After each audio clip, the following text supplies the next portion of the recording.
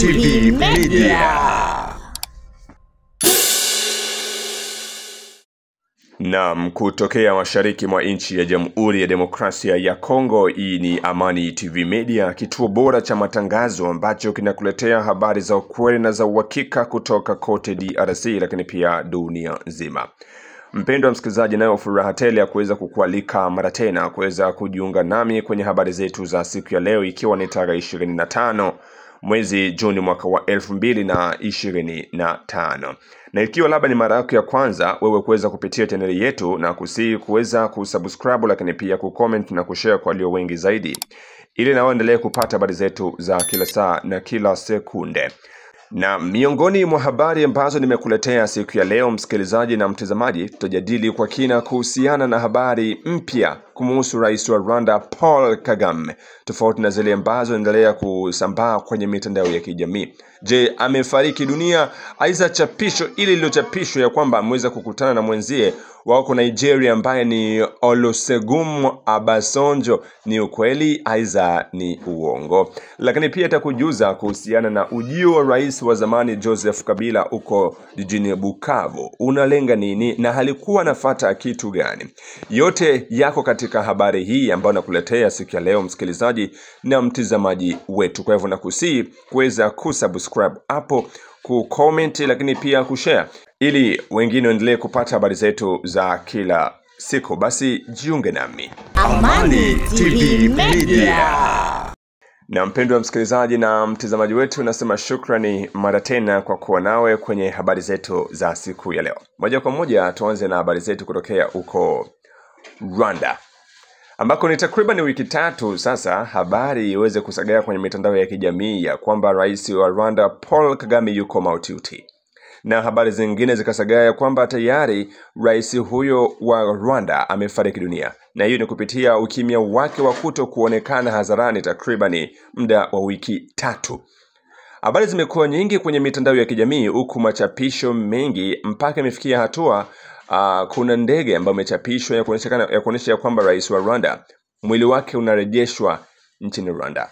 Lakini yote haya yakiendelea kuvuma, bado taarifa rasmi kutoka kwenye serikali ya Rwanda ilikuwa hajathibitisha habari hizi, kitu ambacho kinaendelea kupatia watu wa moja imani ya kusema kwamba labda ni uongo, lakini pia wengine wakiendelea kuaminia kwamba ni habari za ukweli. Rais huyo wa Rwanda Paul Kagame tayari ameshafariki dunia. Na mpendwa msikilizaji, labda na wewe ni miongoni mwa watu ambao wanakuja bado hujapata taarifa rasmi na kujua ukweli kuhusiana na taarifa kumuhusu rais wa Rwanda Paul Kagame. Sasa jiunge nami hapa ili upate kujua yote yanayoendelea.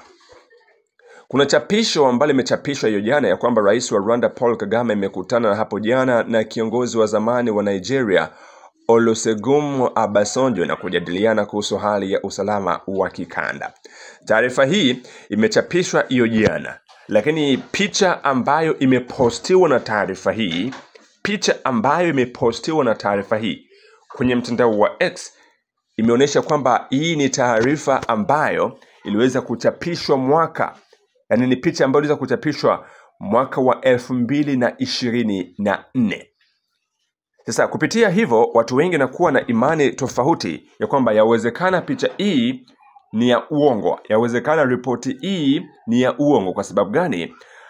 Nitakuonesha kwanza moja kati ya picha hiyo ambayo naizungumzia hapa, ambayo inaweza kutangazwa na habari hiyo, ikionyesha ya kwamba inaonyesha ilipigwa Novemba tarehe 1 mwaka wa 2024. Ndio hii hapa iliweza kuchapishwa. Yani picha hii inayotizama hapa iliweza kupigwa tarehe 1 mwezi Novemba mwaka wa 2024. Sasa kitu hichi kimezua tofauti sana baada ya kuona ya kwamba kimekuja kupostiwa. Yani picha imekuja kupostiwa kipindi hiki cha kusema ya kwamba rais wa Rwanda yuko hatarini, yuko hoi bin tabani. Sasa hii picha inaleta maoni tofauti sana, na yote ni kupitia hizo tarehe ambazo zinaandikwa hapo.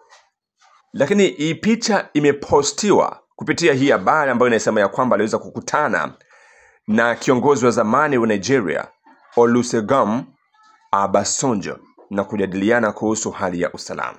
Sasa hapa watu wanakuwa naomba kwamba kama kuna uwezekano wa kuonesha hiyo video ya kukutana kwao, iweze kuoneshwa hadharani kwa sababu ya kuthibitisha ni ukweli. Je, kweli kabisa Paul Kagame alikutana na huyo kiongozi wa zamani wa Nigeria? Aidha ni uzushi tu ambao unapostiwa kwenye mitandao ya kijamii? Mpendwa msikilizaji wetu, habari hii ya rais wa Rwanda Paul Kagame ilikuwa bado haijatangazwa kwenye redio za kitaifa, tofauti na kwenye social media ambazo zilikuwa zikibadilika habari kumhusu mara kwa mara. Kuna taarifa iliyotolewa ya kwamba iko mautihuti uko Ujerumani.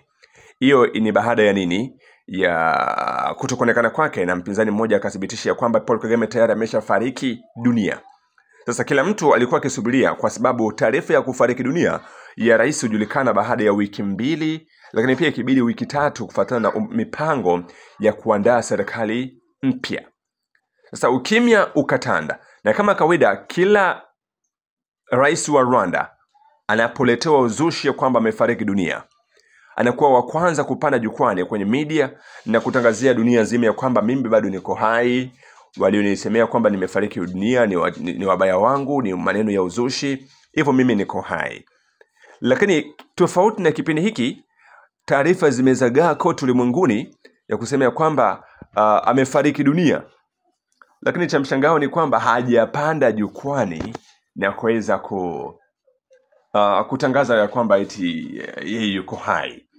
Taarifa iliyopostiwa jana sasa na kuleta uzushi na kuleta maoni tofauti ni hii hapa, ambayo inasema kwamba rais wa Rwanda Paul Kagame amekutana na hapo jana na kiongozi wa zamani wa Nigeria Olusegun Obasanjo na kujadiliana kuhusu hali ya usalama wa kikanda. Obasanjo ambaye amekuwa akishiriki katika mkutano wa mazungumzo ya amani katika mzozo wa mashariki mwa Jamhuri ya Demokrasia ya Kongo, alijadiliana pia na rais Paul Kagame kuhusu masuala ya kimataifa, ustawi, ushirikiano na maendeleo. Awali ofisi ya rais Kagame mwenye umri wa miaka 67 ilikanusha uvumi kwamba alikuwa mgonjwa kufuatia kutokuonekana kwake hadharani tangu Juni 6 mwaka huu ambao tunao. Mpinzani mmoja aliyeishi Canada alidai wiki hii ya kwamba Kagame alikuwa akisumbuliwa na tatizo la ubongo na alikuwa akitibiwa nchini Ujerumani, ingawa chanzo cha kidiplomasia nchini Ujerumani kiliambia shirika la habari la AFP kuwa hawakuwa na taarifa zozote juu ya swala hilo. Hapa ndo mambo alianza kuwa magumu baada ya mpinzani kuweza kutangaza ya kwamba rais Paul Kagame yuko hatarini na hali yake si nzuri. Lakini sasa jeshi la Rwanda limesema kuwa kauli iliyodaiwa kuwa afya ya rais Paul Kagame iko hatarini sana ni habari za uongo. Kauli hiyo ambayo haijafahamika asili yake imekuja baada ya taarifa mbalimbali kuibuka kuhusu afya ya rais Paul Kagame baada ya kutokuonekana hadharani kwa takriban wiki 3. David Himbara, kiongozi wa upinzani anayeishi uhamishoni na mshauri wa zamani wa masuala ya kiuchumi wa Kagame hivi karibuni, amekuwa akidai kuwa rais Paul Kagame ni mgonjwa sana na kwamba yuko Ujerumani.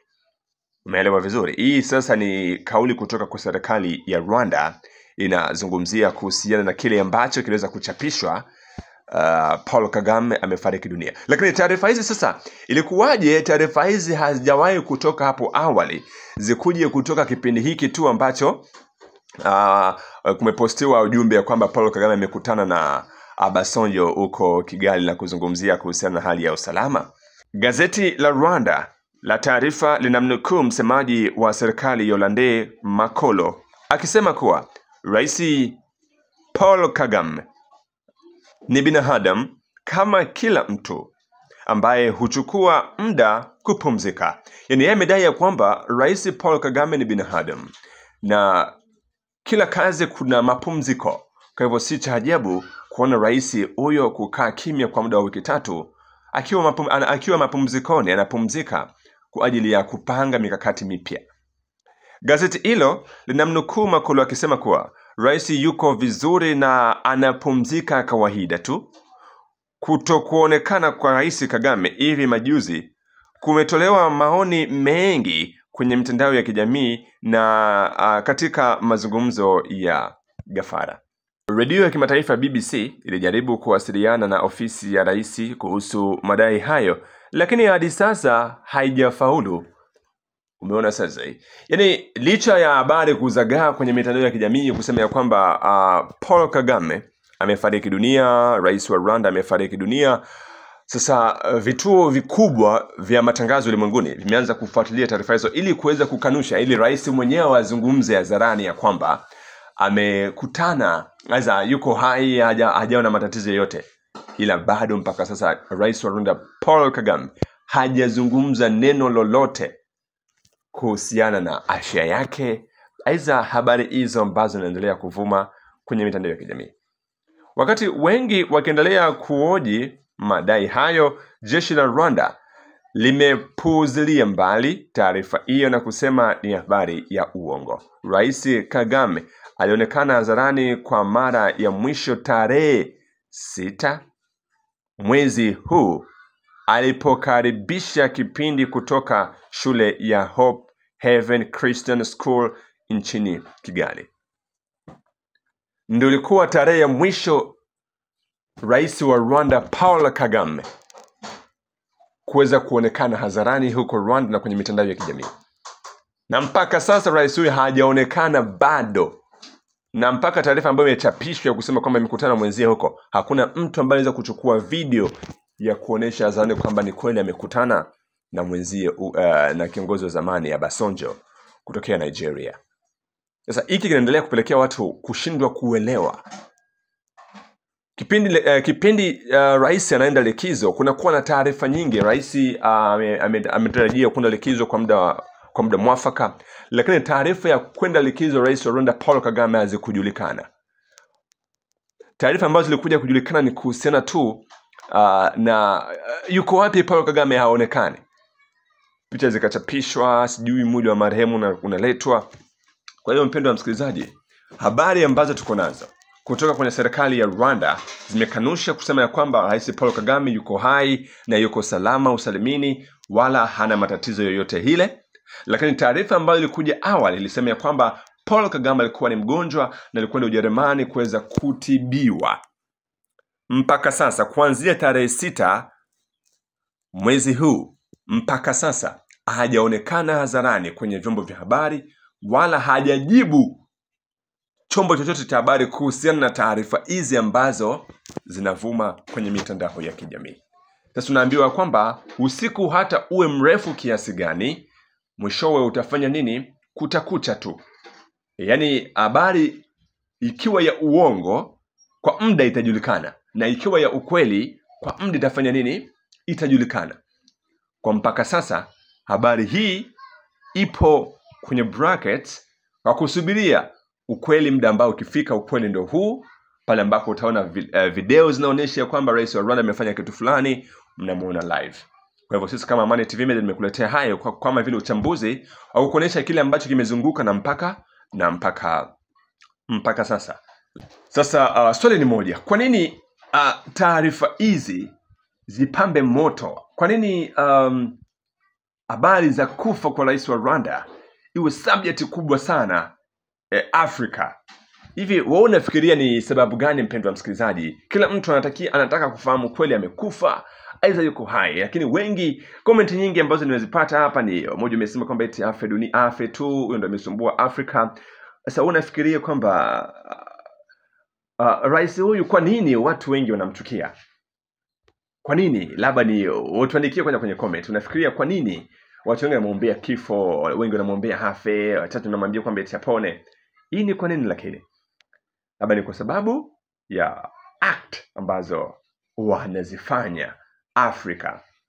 Kwa hivyo msikilizaji, sisi tunaendelea kufuatilia taarifa hizi ili tukuletee habari za uhakika na za ukweli kuhusiana na rais huyu wa Rwanda Paul Kagame, ambaye habari zake endelea kupamba moto mashariki mwa nchi ya Jamhuri ya Demokrasia ya Kongo, lakini pia Afrika na dunia nzima. Pamoja nasema kwamba ndio kitoto kipenzi, yani ndio rais mpenzi wa wazungu. Na sasa tuzungumzie kuhusiana na rais wa zamani wa nchi ya Jamhuri ya Demokrasia ya Kongo Joseph Kabila kuwasili jijini Bukavu jana na kurejea tena. Alikuwa anafuata kitu gani? Moja kati ya maswali ambayo labda utakuwa nayo kuhusu ujio wake, alikuwa anafuata nini na kwa nini aje Bukavu ambako kunamilikiwa na waasi wa M23? Inakuwaje anakuwa anaelekea maeneo hayo mara kwa mara? Yuko Goma, anashuka Bukavu na anaenda Rwanda. Safari zake zinalenga kitu gani? Sasa kuhusiana na ripoti hii, sikiliza ripoti kutoka kwa mwandishi huyo ambaye anatangaza rasmi kuhusiana na ujio wake Bukavu, lakini pia kile ambacho raia wa Bukavu na wakina mama waliweza kuzungumza baada ya kuwasili kwake. Amewasili katika mji mkuu wa mkoa wa Kivu Kusini, Bukavu, mashariki mwa Jamhuri ya Kidemokrasia ya Kongo Juni 23, Bwana Joseph Kabila Kabange, rais wa zamani wa DRC, baada ya ziara ya mwezi mmoja mjini Goma, Kivu ya Kaskazini. Kabila alifika kisirisiri pasina wananchi kufahamu mapema. Uongozi wa waasi wa AFC ulichapisha kwenye ukurasa wake wa Facebook taarifa za ujio wa Joseph Kabila, huku wakimkaribisha kwamba amechukua hatua nzuri kuwatembelea wananchi wanaosauliwa na serikali yao ya Kinshasa. Watu wanaomzunguka Joseph Kabila Kabange wameviambia vyombo vya habari kwamba malengo ya Joseph Kabila ni kusikiliza maoni na kilio cha wananchi kuhusu hali ya usalama mdogo unaozidi kutanda mashariki mwa Jamhuri ya Kidemokrasia ya Kongo, ili kutafuta suluhisho wakati mashariki mwa Kongo machafuko ya kivita ya kidata kwa miongo karibuni mitatu sasa. Mazungumzo hayo na watu wa tabaka mbalimbali ni kama alivyofanya wakati wa ziara yake mjini Goma. Watu wa Kabila wamesema Goma alizungumza na viongozi wa kidini, wami wa asili na wawakilishi wa mashirika ya kiraia, vimeongeza vyanzo vinavyomsogelea Joseph Kabila mjini Bukavu. Ziara ya Joseph Kabila Kabange inakuja wakati ambapo maeneo mengi ya mashariki mwa Jamhuri ya Kidemokrasia ya Kongo katika mikoa ya Kivu Kaskazini na Kusini yakiwa chini ya udhibiti wa waasi wa M23 AFC, swala linaloleta maoni mseto miongoni mwa raia. Mwanamama huyu ni mkaaji wa Bukavu, anazungumza. Tokea jana Joseph Kabila iko hapa Bukavu, malgré biko najificha. Napenda nionane naye nimuulize juu ya nini iko na uwa watu kiolela hivi. Damu inamwangika mingi hapa mjini wa Bukavu. Kivu tunateseka sana na mauaji. Naomba wakongomani wenzangu tuwe macho, tuwe makini. Kila watoto wetu wote wanaopatikana Uvira, wanaopatikana Shabunda, Burega, Munyakiri, Kabare, Walungu, wazalendo watoto wetu, na wasii mujikaze watoto yetu wakongomani, mpatishe haya huyu mutesi ambaye anaweza kutusumbua kila leo. Joseph Kabila, unatesa wakongomani, wazalendo watoto wetu, mpatishe haya. Raia huyo ni mkazi wa Kaziba, mji ulio nje ya Bukavu, ambako kwa sasa kunakuwa shamba la vita kati ya waasi na makundi ya wazalendo yanayolisaidia jeshi la taifa la Kongo. Yeye ametoa maoni yafuatayo. Kabila kufika yake hapa haiko mzuri. Maki kuko vitu vya kutafuta tena. Joshi niko mtu wa kazi.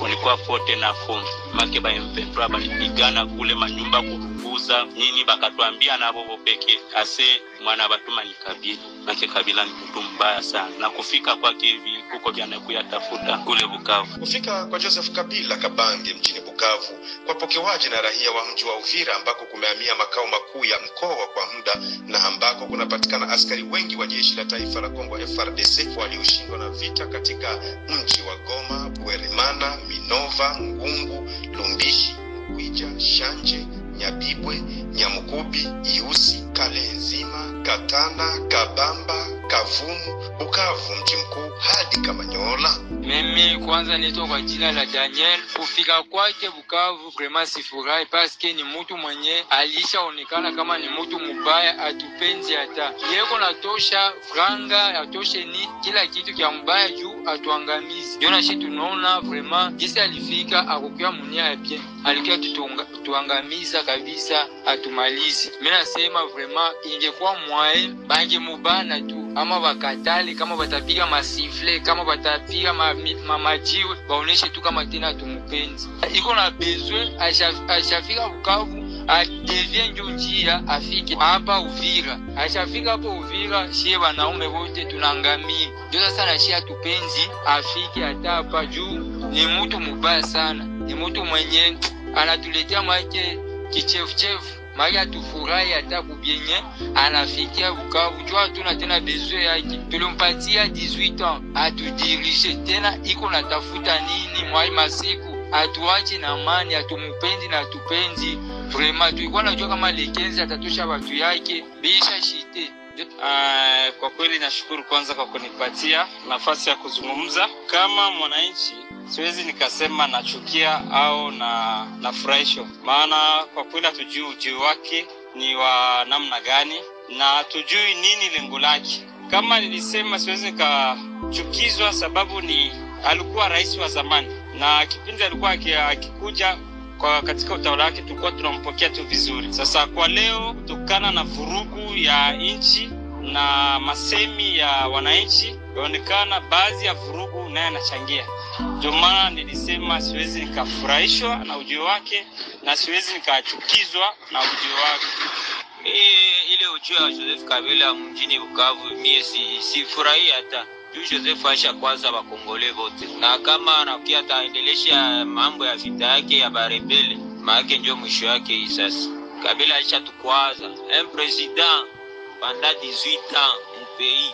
Ukiuko rebele wa nchi yako tena, maana hakuna vile alikuwa anatongoza. Tunaona tu Kabila maana ni muaji tu, na wasoda wake wanaua sana, ni muaji. Doktora yake ya criminology kama ndio anapenda sasa ifanyie mahakikisho kama ni criminele kabisa wa kweli. Akuyeme Mungu iko naona kama wakongomani shamwangika mingi sana, na hapa tunafika mwisho yake inafika. Kabila analaumiwa vya kutosha na rais aliyopo madarakani kwamba hanaunga mkono waasi wa M23 na kupelekea kuondolewa kwake kingo zote za mwanaseneta mnamo mwezi Mei uliopita. Swala linaloelezwa na wadadisi wa mambo kuwa mwanasiasa huyo Joseph Kabila yuko katika mbinu za kutafuta kujijengea mara tena uaminifu katika kutafuta kusuluhisha mzozo uliopo kati ya serikali ya Kongo na waasi wake. Lwikecha Abangwa Modest ni mwadhiri wa chuo cha watoto mayatima cha kanisa la Moravian Church Kongo Mashariki. Yeye ni mchambuzi wa siasa za Afrika ya Kati na Mashariki.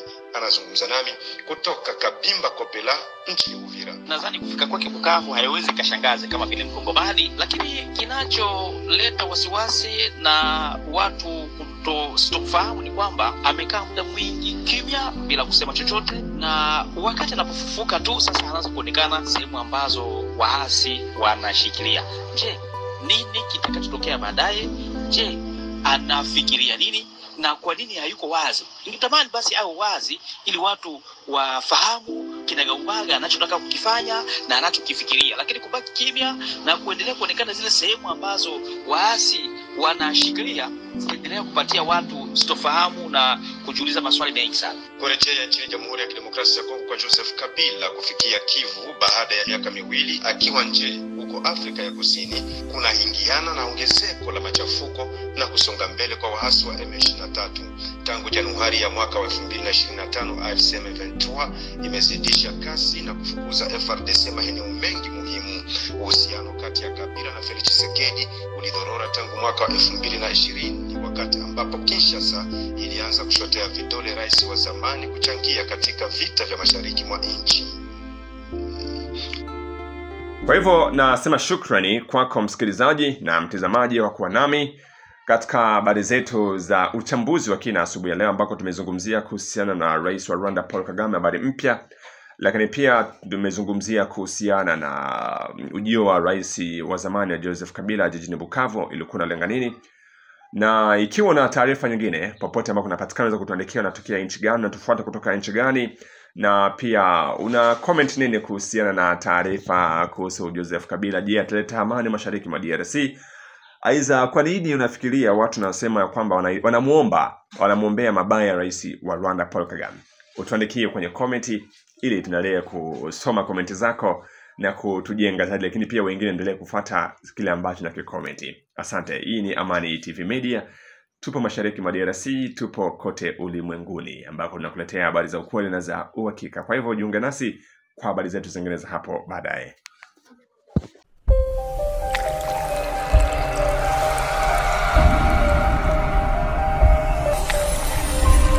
Amani TV Media.